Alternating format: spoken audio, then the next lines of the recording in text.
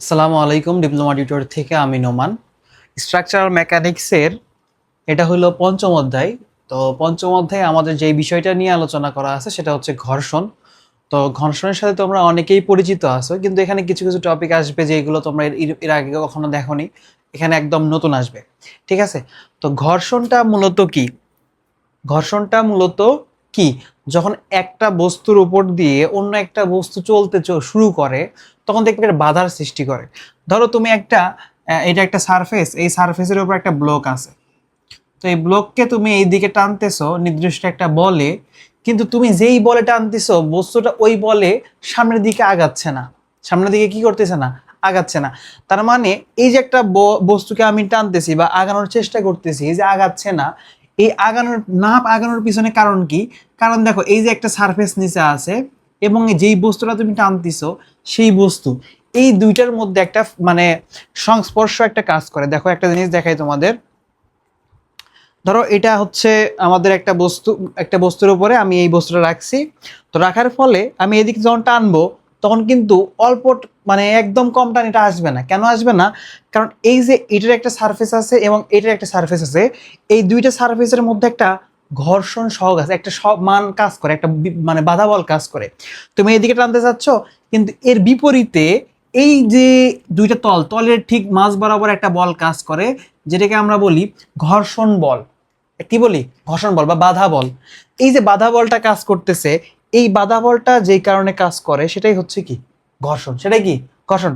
অর্থাৎ তুমি এখানে একটা জিনিস, একটা বস্তুকে পি বলে টানার চেষ্টা করতেছো বা এদিকে নিয়ে যাওয়ার চেষ্টা করতেছো, কিন্তু এই এফ বলটা এই যে সারফেসটা আছে দুইটা সারফেসের মাঝে বাধা প্রদান করতেছে।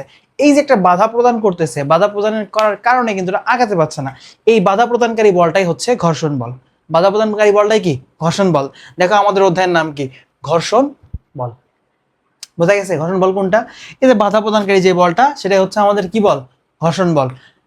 বুঝাতে পারলাম? এখন দেখো এখান থেকে যদিও আমরা ওইদিকে পরে যাবো, তারপরে একটা জিনিস খেয়াল রাখো। এই বস্তু নিজস্ব একটা ওজন আছে, সেই ওজনটা কাজ করবে কোন দিকে? মানে পৃথিবীর কেন্দ্রের দিকে। সব ওজন কি করে? সব ওজনই কাজ করে হচ্ছে পৃথিবীর কেন্দ্রের দিকে। সব ওজনই। তাইলে এই যে এই বস্তুটা যে এখানে রাখা আছে, এই তলের উপরে রাখা থাকলো। এখন দেখো আমি এই বস্তুটাকে এই তলের উপর রাখছি। তো রাখলে কি হলো? এটা স্থির অবস্থায় আছে। কেন আছে? কারণ এই যে নিচের যে বস্তুটা আছে সেই বস্তু কর্তৃক একটা কিন্তু রিয়াকশন ফোর্স দিচ্ছে। আমি যদি হাতটা মানে একটু হালকা করি তাহলে কি হবে? নিচের দিকে চলে যাবে। তার মানে এই হাতটা আমার এই জায়গায় ধরে রাখার জন্য আমার হাতের একটা বল প্রয়োগ করতে হচ্ছে। হচ্ছে কি না?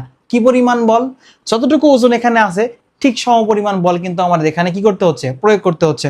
অর্থাৎ ভার্টিক্যালি যতটুকু ফোর্স নিচের দিকে আমাকে যাবে, ভার্টিক্যালি ঠিক ততটুকু ফোর্স আমাকে উপরের দিকে দিয়ে এটাকে আটকে রাখতে হচ্ছে।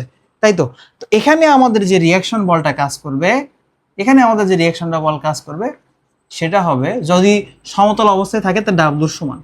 ঠিক আছে? এটা আমরা এখনই সমান মুখস্থ পড়বো না, কারণ এটা যখন আমাদের যেভাবে লাগবে তখন সেভাবে পড়লেই হবে। তাহলে আমরা কি বুঝলাম এখানে? ঘর্ষণ কি? তাহলে এটা এটা হচ্ছে ঘর্ষণ ফোর্স। বল যেদিকে আমাদের গতিশীল হইতে চায়, গতিশীল হতে চায় বা হয়, হয় বা হতে চায়, এই হতে চাওয়ার মধ্যে যে বাধা প্রদানকারী বল সেটা হচ্ছে আমাদের কি বল? ঘর্ষণ বল। কেন বাধা প্রদান হয়? কারণ এটার মধ্যবর্তী সারফেস দুইটার কি একটার মধ্যে একটা সহগ থাকে, ঘর্ষণের মান থাকে, যেটার কারণে এটাকে কি করে? বাধা প্রদান করে। আচ্ছা, তাহলে আমরা বুঝলাম ঘর্ষণ কি। এখন আসো, ঘর্ষণ কোণ কি? ঘর্ষণ কোণটা কি? এই যে নর্মালি এটা হচ্ছে একটা সমতল রাস্তার উপরে বা সমতল জায়গার উপরে আমি একটা ব্লক রেখে তোমাদেরকে উদাহরণ দিলাম, যে কারণে এটার মধ্যে কিন্তু কোনো কোণ নাই। কিন্তু এখন আসো এই জায়গায়, এটার ক্ষেত্রে আমরা যদি খেয়াল করি, এটা কি? এটা মূলত ধরো একটা রাস্তা এইভাবে আছে, যেখানে একটা নির্দিষ্ট ডিগ্রি কোণে একটা বস্তু এভাবে আছে। ঠিক আছে? তাহলে এটা হচ্ছে ভূমি। এটা কি? ভূমি। এটা হচ্ছে রাস্তা। তো ভূমির সাথে থিটা ডিগ্রি কোণে একটা রাস্তা গেছে। তো রাস্তা বরাবর একটা ধরো এটা গাড়ি, এটা একটা কি গাড়ি উপরের দিকে উঠতে যাচ্ছে, পি বলে। ঠিক আছে? তাহলে এটার আমাদের ওজনটা আমরা কি জানি? ওজন সবসময় কাজ করবে পৃথিবীর কেন্দ্রের দিকে। তাহলে দেখো এটার ওজন কাজ করবে একদম ঠিক নিচ বরাবর পৃথিবীর কেন্দ্রের দিকে। ডাব্লু কাজ করতেছে ওজন, এই ব্লকটার ওজন হচ্ছে ডাব্লু, সেটা পৃথিবীর কেন্দ্রের দিকে কাজ করতেছে। এখন কি বললাম দেখো, এখানে এই যে বস্তুটাকে ধরে রাখার জন্য কি আছে? এখানে একটা রিয়াকশন আছে।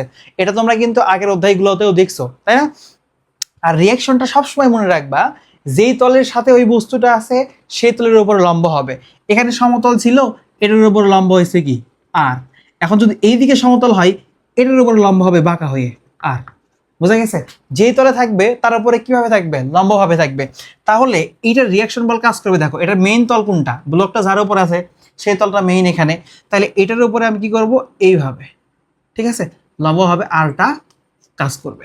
তাহলে আর এর যাওয়ার কথা, মানে আর এর জন্য বা রিয়াকশন ফোর্সের জন্য যে রেখা সেটা হচ্ছে এইটা, আর ওজনটা কাজ করতেছে কোন দিকে, এইদিকে, তাই তো? আচ্ছা, এখন দেখো এইখানে যে কোণটা আছে, যেই কোণে হেলানো কোণ, অর্থাৎ এটাকে কিন্তু হেলানো কোণ বলে। তো হেলানো কোণ যেইটা হবে, এই যে ওজন ওজন এবং এই রিয়াকশনের যে লম্ব রেখা, এই রেখা দ্বয়ের মধ্যবর্তী কোণটা হবে সমান। মধ্যবর্তী কি কোণটা কি হবে, সমান হবে। বুঝছো? এই যে এই কোণ, এই কোণটাকে বলা হয় হচ্ছে ঘর্ষণ কোণ। কি কোণ? ঘর্ষণ কোণ। এটা কিন্তু একটা মনে রাখতে হবে। এরপরে আমরা যখন ম্যাথ করব তখন আমাদের ক্ষেত্রে কিন্তু দুইটা কোণ দেওয়া থাকবে না, আমাদেরকে শুধুমাত্র এই হেলানো কোণ দেওয়া থাকবে। এটা এখন এই কোণটা কি, হেলানো কোণ। হেলানো কোণ। তাহলে তোমরা এখানে নোট করে রাখতে পারো যে হেলানো কোণ ইজ ইকুয়াল টু ঘর্ষণ কোণ। হেলানো কোণ ইজ ইকুয়াল টু ঘর্ষণ কোণ। ঠিক আছে? তাহলে হেলানো কোণ ইজ ইকুয়াল টু কি পাইলাম আমরা এখানে, ঘর্ষণ কোণ পাইলাম, যেটা আমাদের ম্যাথ করতে গেলেও লাগবে। ম্যাথ করতে গেলেও কি হবে, লাগবে। ঠিক আছে? আচ্ছা, তাইলে এখানে আমরা ঘর্ষণ দেখলাম, ঘর্ষণ কোণ দেখলাম। এরপরে আসো, ঘর্ষণ কত প্রকার? ঘর্ষণ নরমালি দুই প্রকারের। ঘর্ষণ নরমালি কত প্রকার? দুই প্রকার। তাহলে ঘর্ষণকে আমরা কয়ভাবে ভাগ করতে পারি? ঘর্ষণটাকে আমরা দুইটা ভাগে ভাগ করতে পারি। একটা হচ্ছে স্থির, আর একটা হচ্ছে চল। একটা স্থির ঘর্ষণ আর একটা চল ঘর্ষণ। থিওরিগুলো তোমরা পড়তে পারবা যদি বোঝো ব্যাপারটা। দেখো স্থির ঘর্ষণ কি, এই যে সেম জিনিস, এটা একটা তল যার উপর এটা আছে, আমি দেখো একে একে এক একটা ফোর্স দিচ্ছি, কিন্তু কিন্তু এটা কি নড়তেছে না, নিজের জায়গাতে আছে। কেন আছে? কারণ এর মধ্যবর্তী একটা বাধা প্রদান করতেছে, তাই তো? তো আমি একটা বল প্রদান করতেছি, ও একটা বল প্রদান করতেছে, যার কারণে এটা এখানে নড়তেছে না, মানে বিপরীতে একটা বাধা আসতেছে, যার কারণে এটা যাচ্ছে না ওইদিকে। এই যে আমি বাধা বল প্রয়োগ করার ফলে কিন্তু এর মধ্যে একটা চলার ইচ্ছা তৈরি হয়েছে, অর্থাৎ এই বস্তুটা চাচ্ছে যে আমি ওইদিকে যাব, কিন্তু নিচে একটা ঘর্ষণের কারণে বাধা পেয়ে বসে আছে। ঠিক আছে? তো এই যে যেতে পারলো না, না গিয়ে স্থির অবস্থায় থাকলো, কিন্তু ওর নিজের মধ্যে একটা গতির ভাব তৈরি হলো, এটাই হচ্ছে স্থির ঘর্ষণ। এটাই কি স্থির ঘর্ষণ। অর্থাৎ তুমি বল প্রয়োগ করছো, কিন্তু এই বলের পরিমাণ, ধরো এখানে 10 দিছো, এই ঘর্ষণও কত, 10। দুইটা বলের পরিমাণ যখন সমান, তুমি এইদিকেও 10-এ আনতেছো, এর আটকাচ্ছে কত দিয়ে, 10 দিয়ে, তাহলে কি বস্তুটা নড়বে বলো? নড়বে না। কিন্তু এই বস্তুর মধ্যে কিন্তু এই দিকে যাওয়ার একটা প্রবণতা তৈরি হয়েছে, যে আমি যেতে চাচ্ছি, আমাকে টানতেছে, আমাকে যেতে হবে। কিন্তু যেহেতু এখানের বলের মান, অর্থাৎ বাধা বলের মান এবং টানা বলের মান, যেটা তুমি টেনে নিয়ে যাচ্ছ, সেই দুটো মান সমান, সে কারণে এটা কিন্তু নড়বে না। বোঝা গেছে? তো এই যে এর মধ্যে যে ঘর্ষণটা তৈরি হচ্ছে, এটাকে বলা হয় হচ্ছে স্থির ঘর্ষণ। মানে থেমে থাকবে, কিন্তু ভিতরে ভিতরে কি উৎপন্ন হবে, ঘর্ষণটা উৎপন্ন হবে। বোঝা গেছে? তো স্থির ঘর্ষণ যারা বুঝতে পারবা তাদের ক্ষেত্রে কিন্তু চল ঘর্ষণটা সহজ। চল ঘর্ষণ তাইলে কি, বস্তু চলতে শুরু করবে। ধর এখানে 10 আছে, তুমি এখানে দিয়ে দিছো কত, 100। 10 কেজি আছে এখানে, তুমি মানে এর বাধা, সর্বোচ্চ বাধার মান হচ্ছে 10 কেজিও বাধা দিতে পারে, তুমি ওখানে দিয়ে দিছো কত, 100 কেজি।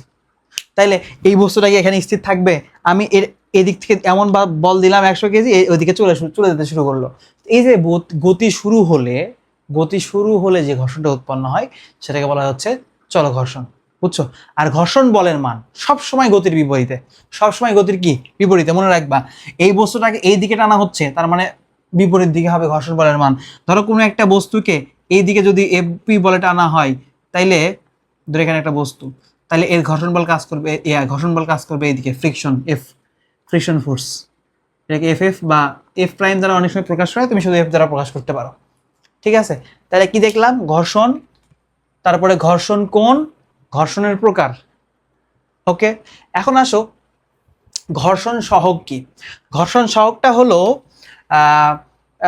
ঘর্ষণ সহগকে আমরা প্রকাশ করি হচ্ছে ঘর্ষণ সহগ mu is equal to F divided by R. তাহলে এফটা কি? ঘর্ষণ বল। আরটা কি? প্রতিরোধী বল বা প্রতিক্রিয়া বল, রিয়াকশন ফোর্স। এই যে রিয়াকশন ফোর্স আর, তাহলে আমরা ঘর্ষণের সংজ্ঞা এখান থেকেই বলতে পারবো। ঘর্ষণ বল এবং প্রতিক্রিয়া বলের অনুপাতকে বলা হয় ঘর্ষণ সহগ। ঘর্ষণ বল এবং প্রতিক্রিয়া বলের অনুপাতকে কি বলা হয়? ঘর্ষণ সহগ বলা হয়। এতটুকু লিখলেই হবে। এটা সমান সমান আবার লেখা যায় tan থিটা।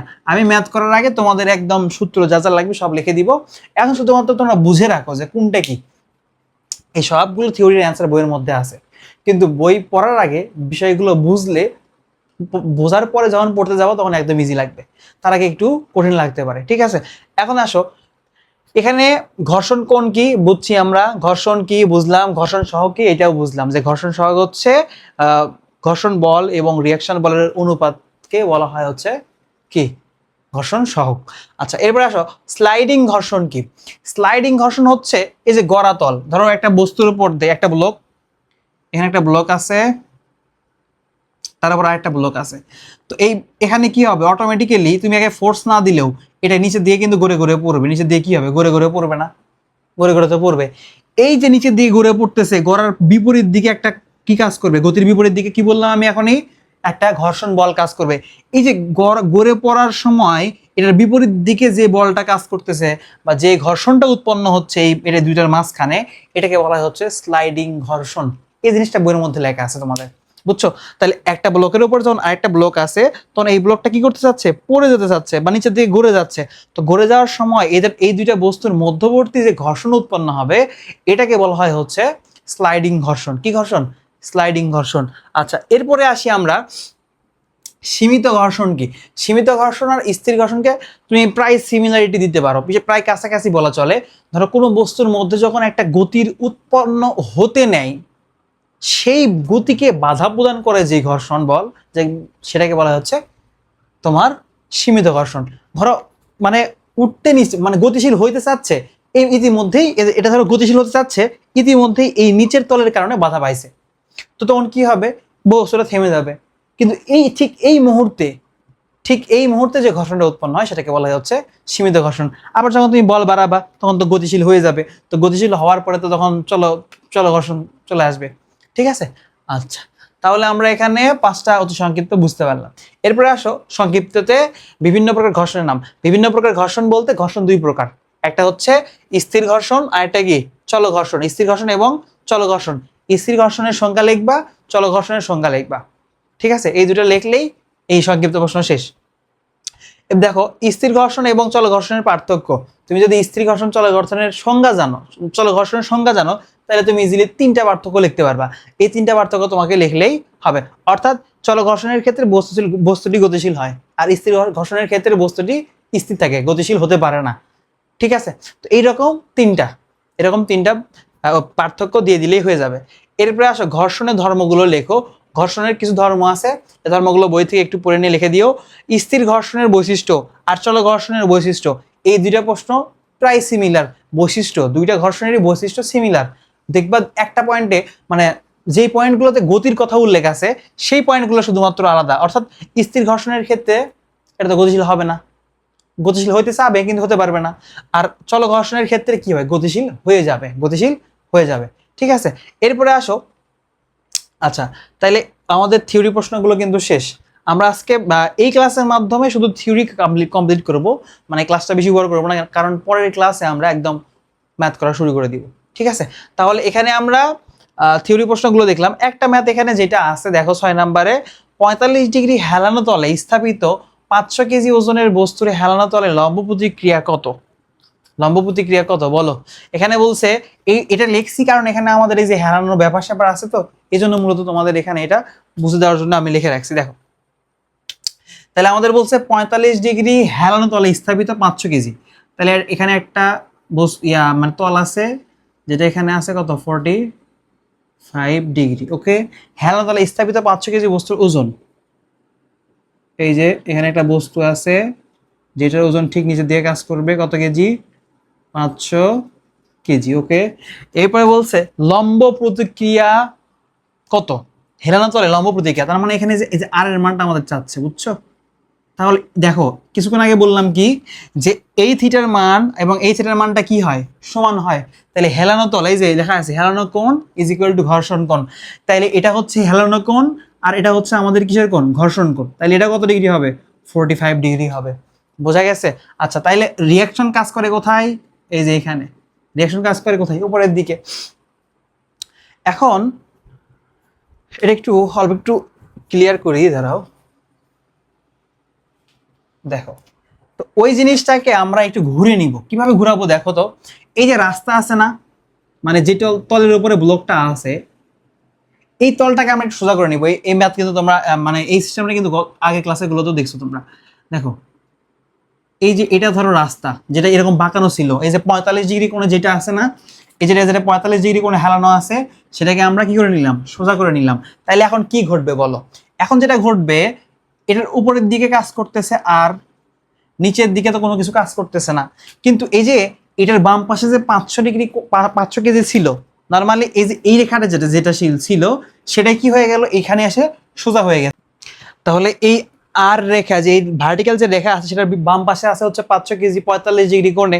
তো এই 500 কেজি 45 ডিগ্রি কোণে থাকার কারণে আমরা এই দিকে যেই পাশে থাকবে, ধরো ডান পাশে থাকলে ডান পাশে নিতাম, আছে কোন পাশে, বাম পাশে, এই কারণে বাম পাশেই নিতে হবে, কারণ সোজা করে যখন নিছি তখন এটাও বাঁকা হয়ে গেছে এদিকে। ঠিক আছে, তাহলে এখানে ছিল কত ডিগ্রি, ওখানে 45 ডিগ্রি, এখানেও কত হবে 45 ডিগ্রি, কত কেজি এটা, 500 কেজি। তাহলে দেখো এখানে কি হয়েছে, উপাংশ তৈরি হয়েছে না।